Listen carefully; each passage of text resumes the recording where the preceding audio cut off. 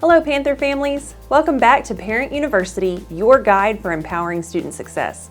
I'm your host, Katie Deering.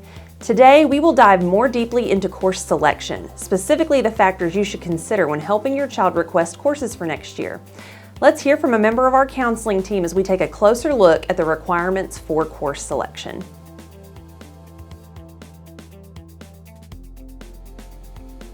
In the last Parent University episode, we discussed PGPs or personal graduation plans.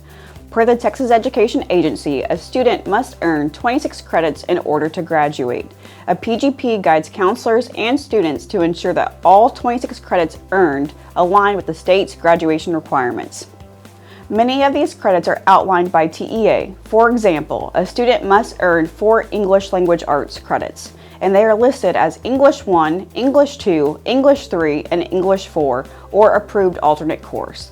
There are other requirements that offer more flexibility. For example, students are required to obtain a fine art credit, but are able to choose from a list which course they would most enjoy taking. One of the biggest decisions students must make early in their high school career is which endorsement and pathway they would like to pursue.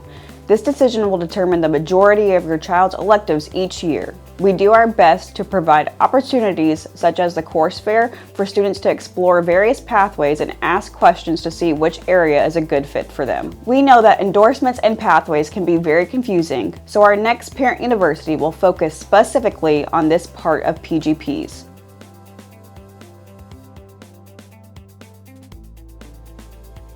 MHS holds a yearly course fair that is welcome for all grade levels to attend. The course fair is organized by endorsements and pathways, with opportunities to engage with peers and ask questions. Students currently in 8th grade have the opportunity to visit the MHS course fair during the school day, and all students 8th through 11th grade as well as their families were able to attend in the evening.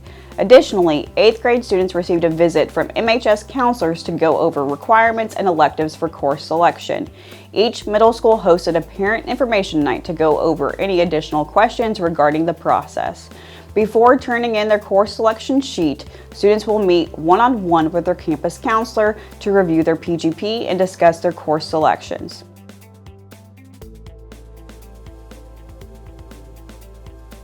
As your student fills out their course selection sheet, here are some important things to consider. First of all, what level of rigor is most appropriate for my student? Some students will be most successful in an on-level class such as your basic English 1. Others may benefit from a more challenging environment such as pre-AP English 1. Both meet the same graduation requirement, but consider which level will most set your child up for success. Secondly, what extracurriculars will my student enjoy in their time at MHS? If your student participates in extracurricular activities such as athletics, band, theater, choir, or other organizations, there are opportunities and even requirements for students to take certain classes at certain times. Some courses require permission from a coach or sponsor, so ask these questions to your child's counselor if needed. Lastly, what happens if my student changes their mind about a specific class before school begins? Initial student schedules will be made from the student's course selection sheet, their PGP, and the class offerings on the campus master schedule. Not every request will be feasible, as some classes may only be offered at times that conflict with other selections. At the beginning of the school year, students will be able to submit a course change request or level change request if needed.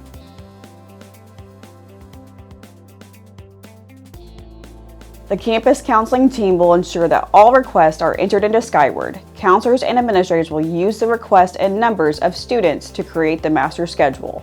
Counselors will then build student schedules based on course availability, campus staffing, and alignment with state graduation requirements and student PGPs.